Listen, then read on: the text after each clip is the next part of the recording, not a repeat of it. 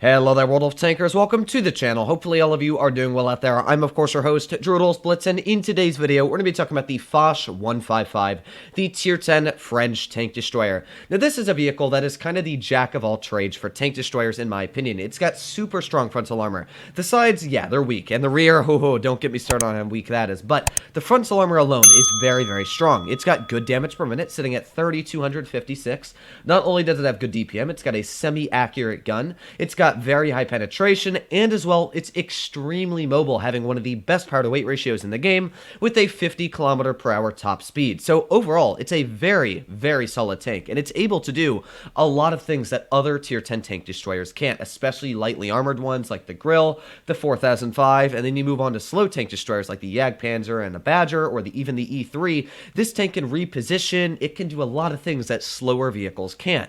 The Foch, in my opinion, is one of the best all-round tank destroyers and vehicles in the Tier 10 class. And I find it kind of funny that a lot of people really don't go for this tank, especially with the amazing damage per minute it has, the ability to whip 1,200 hit points off somebody in a matter of, a couple seconds. I really think it's strong, but in today's video, as always, we're going to be doing a full-down review of the Foch. So if you enjoyed the video and you want to see more like it, please consider smashing that subscribe button down below. But without further ado, let's get straight into it. Now, the Foch is one of my most played vehicles, sitting at 1,400 games. Yeah, that's quite a bit. So we're going to see if it can live up to the good old name that it used to. I loved the old Alpha, and that was the real thing that I always loved about the tank, was the 640 Alpha, the ability to rush in, and half the time I'd be able to get the sides of mediums and HE them, or the rear if they're running away. One thing you have to remember is that if you're rushing people in a Foch, they're usually going to tend to run away, especially mediums, because they can't keep up with the armor profile, and as well, the DPM that it has now is very solid. But at the olden days, when you had the 640 Alpha, you had 960 HE, which meant that if you got the side or the rear of any medium trying to run away from you, you could literally take off half their hit points in a singular shell. So the Foch doesn't have the ability to do that anymore. And I really think that was the killer of the Foch in one of the long runs. Also, my game, my lag, not liking me too much there, but that seems a little bit better now. So we got a lot of vehicles up top, and honestly, I got no clue what the enemy team's doing, because you'll notice they have no heavy tanks. I don't know why the matchmaker would do that, but they literally have 0 heavies. So good job from Wargaming HQ there on the matchmaker. But yeah, I guess we're gonna sit here and we're detected, which of course is not fantastic. So we back up. Yeah, we getting out of here. So they've got all their tanks over there. They've probably got the Sheridan in mid, and honestly, there's not much I can do. This is kind of weird. Yeah, we're gonna push off to the side. Hopefully that Sheridan's not waiting right there. No, he's not. That's good with me. Okay, so we're gonna push off to the side here, see if we can maybe catch that Sheridan out in the open. But yeah, this is one of the weirdest lineups I've ever seen. Literally not a singular heavy tank on the enemy team. Now, I will blame that on Wargaming, of course, because yes, big brain matchmaking. But this is an example, of course, where tanks try and run away from the Foch, because it's just got such a good gun. It's got the ability to take off a big chunk of HP like that, just back in the cover, and that's it. That was the ability of the Foch now, is with that auto-loading gun, you've just the ability to rip somebody's HP to pieces. Now we got the Sheridan once again. There's another big shell into him, and well, yeah, that was a full health Tier 10 light tank we have brought down to shambles in just a few seconds. So let's see if we can get a shell into the enemy Grill. Of course, if we can, that would be fantastic. So let's see if we can do that real quick. Here we go, the Grill running away. Let's get a big ol' HE right up his butt for another 716 damage. Hopefully my Grill finishes him off. Yes, he does. And there you go. This game is already being a pretty dang good one at that. We're sitting at around 2,400 damage, and we'll see if we can get out some more damage as the time continues. So let's see if we can get a shell maybe into the bat chat. And HE, okay. Well, you can see one of the issues with the current Foch. It is the dispersion. Ding, ding, ding. Yeah, the gun definitely struggles with dispersion, especially on the move. Yep, there's another example of it. So it does have a couple flaws, and the dispersion is one biggie. It really struggles to get out some shells on the move. But at the same time, we have enough mobility again to kind of chase down this Vickers at least quick enough to maybe get a snap out on him here. So let's aim in, and boom, there you go. Big shell into the rear of the Vickers, just breaking that 3,000 damage barrier, which of course is very nice. So Yeah, this is just one of the weirdest games I've played in a while. But, you know what? We did our job. We did a good enough job at least to get out some damage, and nice shot from our grill that actually managed to survive the whole game. Wow, very surprised. That grill lost a massive chunk of HP right at the beginning, but I'll give him credit. He survived the entirety of the game. But that was a perfect example of what makes the Foch strong, is you saw there, we were literally just chasing down enemy tanks. The Sheridans literally couldn't do anything against us.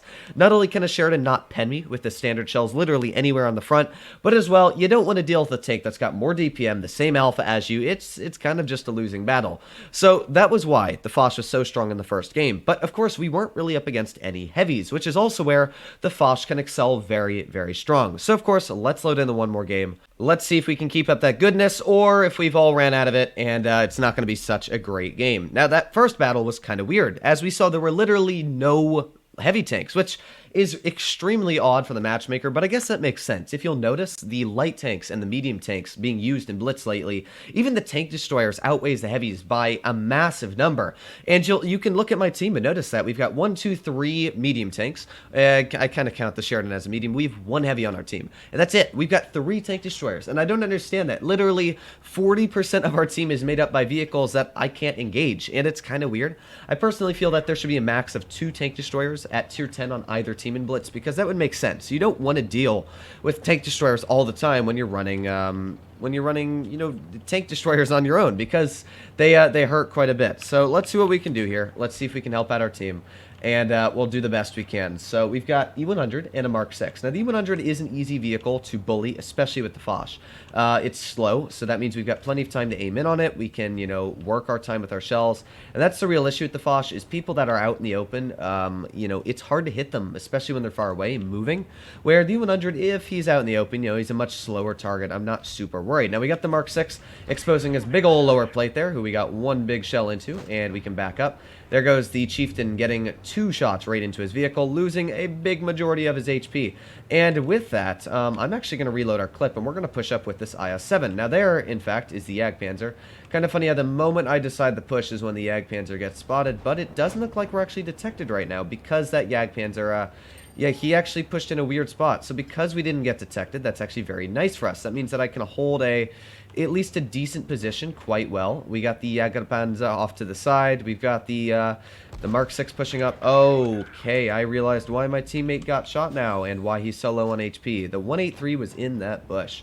How fun for me. Okay, so yeah, that makes a little bit more sense. So let's push off to the side maybe. Hopefully we don't get detected, and if we do, it's fine. As you can see, we were able to get away, which is fine with me. I really want to try and see. Okay, there's the 100. That's kind of weird. Well, you know what? I guess we can try and deal with the C100 to the best of our abilities. If we want to try and deal with him, we got to push, what, down to the side here. Alright, so I'm using my big brain judgment. He's obviously not the smartest of players if he's pushing the way he is. He's off to the side, which means that, yeah, he's not super big brain, and what that means is if we play this correctly, we should be able to come up behind him here and get our first shell into him. There you go. There's our first shell. And if we wedge the armor up, that should give us a very high chance of bouncing him. So let's wedge that armor up. Maybe actually get 1 more shell into his vehicle. There you go. Nice angling. And now let's back up, back up, back up. And, well, we've already gotten 2 shells into him, of course. And hopefully, we're going to be able to get another one in. I'm not sure why he hasn't fired. Yeah, there you go. Okay. So there's 2 shells already into the enemy 100. Let's aim in. There you go. Another nice shot. Yeah.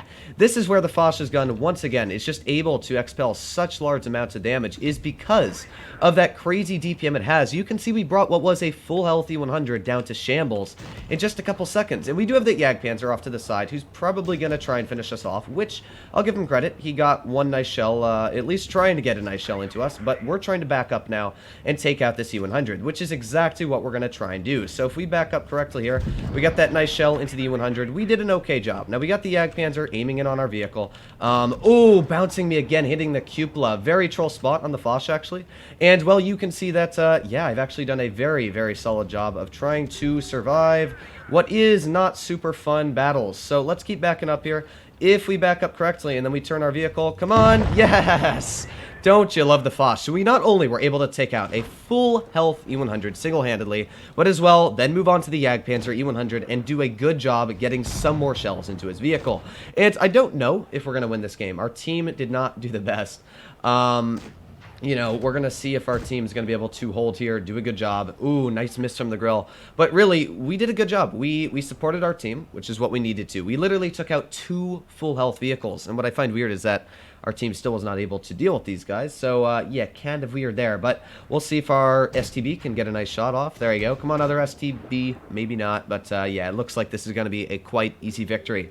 But back onto the Foch. You saw there that I literally single-handedly dealt not only with that E100, and I was right to think the E100 was not the best of players. He bounced all of his shells on me, and I used my knowledge. And that's the thing about the Foch is you can use your knowledge of knowing that, yeah, this guy probably pushed over here. He's not the best player, and he's going to bounce his shells. I used that knowledge to my advantage. I pushed on him, and the Foch was able to rip apart the enemy team. So, as you can see, the Foch is a great vehicle, and I absolutely love it in every single way. Hopefully you enjoyed today's video as much as I enjoyed playing this tank, but other than that, hopefully all of you are doing well out there. Stay happy, stay healthy, and to be seeing you in the next one.